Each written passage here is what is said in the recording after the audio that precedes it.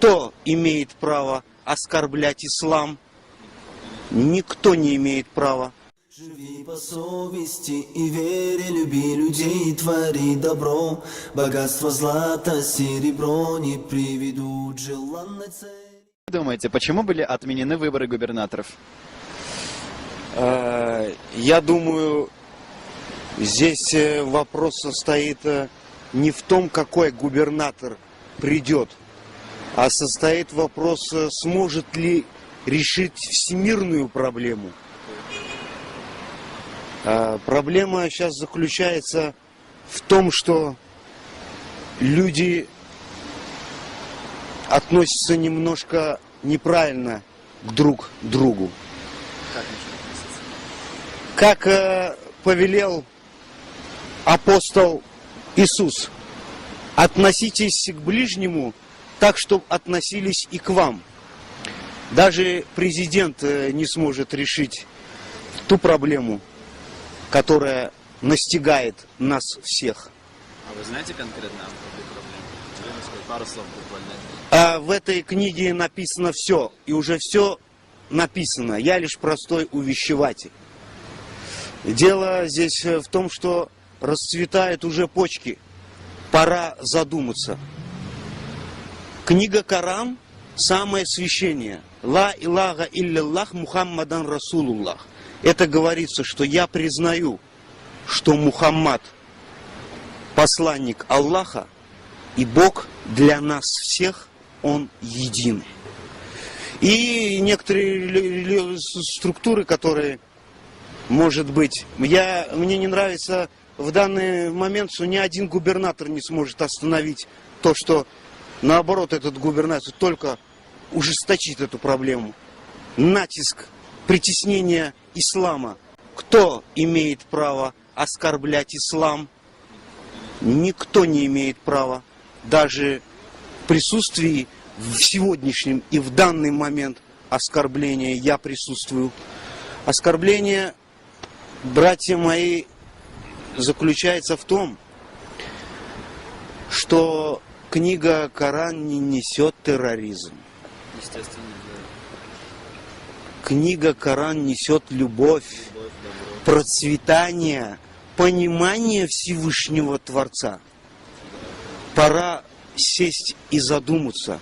Мы все работаем в этом мире и совершаем работу государственную, но не совершали, времени нам не предоставляли совершать работу духовную.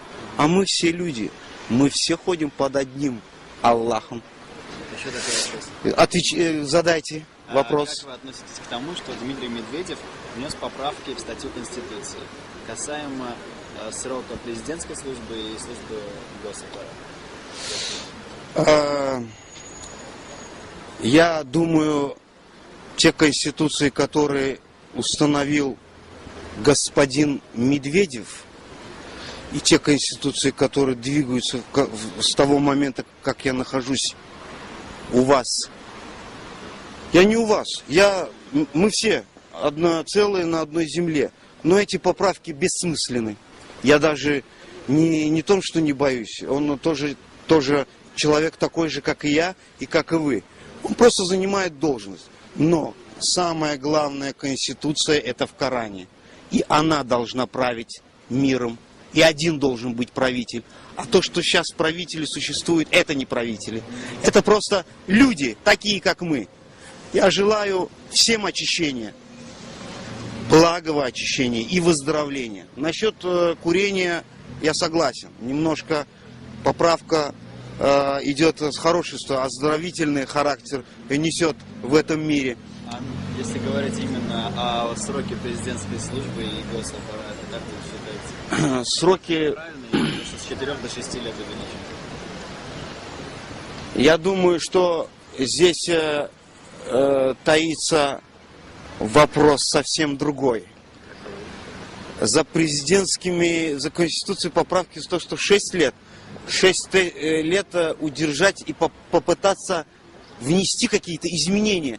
Но Всевышний Аллах лучше знает. Кроме него никто не сможет справиться с этой проблемой. И пора. Время наступает, нам всем задуматься, даже президенту. Мы все будем стоять в этом дне. Все писания, братья мои, сбылись. Ждите, часа и секунды знает только и владеет умой только Всевышний Творец. Конституция одна дана исламом, это Коран. И кто ее не признает, мы будем все не страдать. Здесь дело не страдания в нашем мире. Мы пришли в этот мир не для того, чтобы смотреть на тебя и принижать тебя. Мы должны наоборот слабых говорить: иди сюда, попробуй здесь, сироты. Ни в коем случае не обижайте. А кто знает, что ты сирота или не сирота? А ислам говорит: не обижайте сирот. Почему? Потому что никто не знает. Ибо относитесь ко всем одинаково.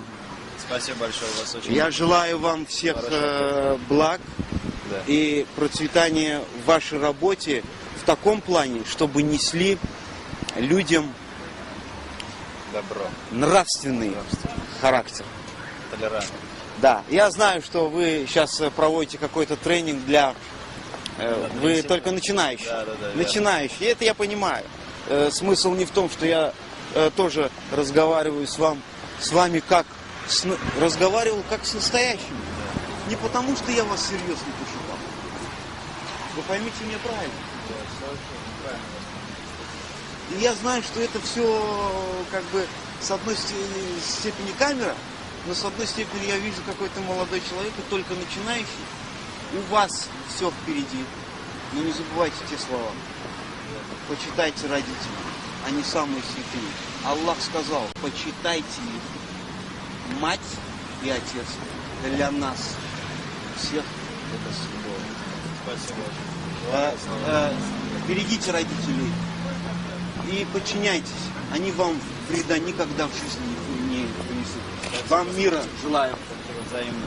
Про исламское государство хотел поинтересоваться, что вы думаете. Слышал, они захватили японцев и требуют за них выкуп $200 миллионов. Как считаете, в таких ситуациях вообще платить, не платить? Они и Путина врагом своим называли, и Россию. Как думаете, доберутся до нас или нет? Я думаю, что тоже весь этот страх к исламу навязан Западом. Я читал, в отличие от вас, Коран. Нету там ничего террористического. Нет там такого убить иноверца. В православном храме Святой Екатерины, что на Синае, есть охранная грамота, написанная пророком Мухаммедом, что христиане наши братья. И там стоит его подпись. Я это лично видел сам. Но это было до крестовых походов. Ненависть между христианами и мусульманами разожгли христиане. Точно такие же, как сегодня в Европе командуют. И это сделали крестоносцы. Нету этого. А у России надо учиться жить в дружбе с мусульманами. Ведь так, как сегодня живут русские татары, дай бог всему миру поучиться этому. У России вообще надо учиться духовной порядочности. Зря вы мне задаете такие политические вопросы. Ну, потому что я... Хотя нет, не зря. Я не политик, и поэтому могу ответить правду. Ну, это не люди были в тюбетейках или с какими-то такими большими бородами. Но мне кажется, тут очень простой вариант. Просто те СМИ, которые его оклеветали, если они до сих пор не извинились перед ним лично и крупно, и на большую аудиторию, то они виноваты. Они должны это сделать, они должны извиниться. Правильно было бы там в цивилизованных странах, его пригласили бы в эти редакции, сделали бы с ним интервью, главный редактор там сфотографировался с ним, сказал бы, что извините, мы вот вашу фотографию дали, но вы не виноваты, спасибо вам большое. Эти стереотипы трудно преодолеть. Я считаю, что демократическая консолидация общества, демократическая консолидация, специальная подготовка, в том числе силовых структур, полицейских, сотрудников Росгвардии, наличие мусульман в их рядах достаточно большого, в том числе в мегаполисах, где концентрируются мусульмане. В том числе надо брать на работу таджиков, киргизов, узбеков, людей, которые владеют родным языком. Уже пришло время китайцев брать на работу, понимаете, в органы полиции и Росгвардии, которые могут на родном языке объясниться с китайцами, там, или вьетнамцев брать. Потому что Россия А огромные многомиллионные мегаполисы становятся фактически такими магнитами, которые стягивают в себя человеческие потоки со всей Евразии. Это естественный процесс, против которого трудно бороться запретительными мерами. Коренные жители нашей страны. Мусульмане живут в Москве, я думаю, с момента ее основания. Волжская Булгария вообще-то приняла и ислам на 100 лет раньше Киевской Руси. Я вас уверяю, что и в Киеве, и в Новгороде были слободы, в которых жили купцы с Волжской Булгарии, которые уже были мусульманами. Поэтому мусульмане здесь появились не с приходом, там, не знаю, Тимура, Тохтамыша или кого-либо еще. Мусульмане на территории вот Москвы и вот этих вот земель живут, по крайней мере, там, не знаю, с 9 века.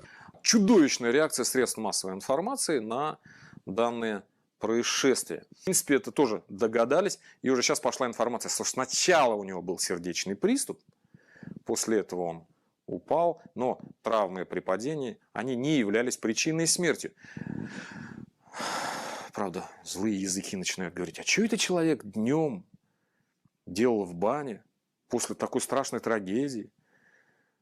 И там такие слова: не уподобляйтесь людям невежества, не продавайте свою религию за ничтожную цену.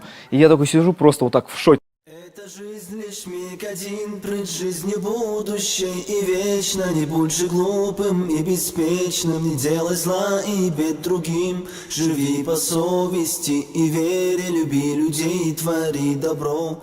Богатство, злато, серебро не приведут желанной цели.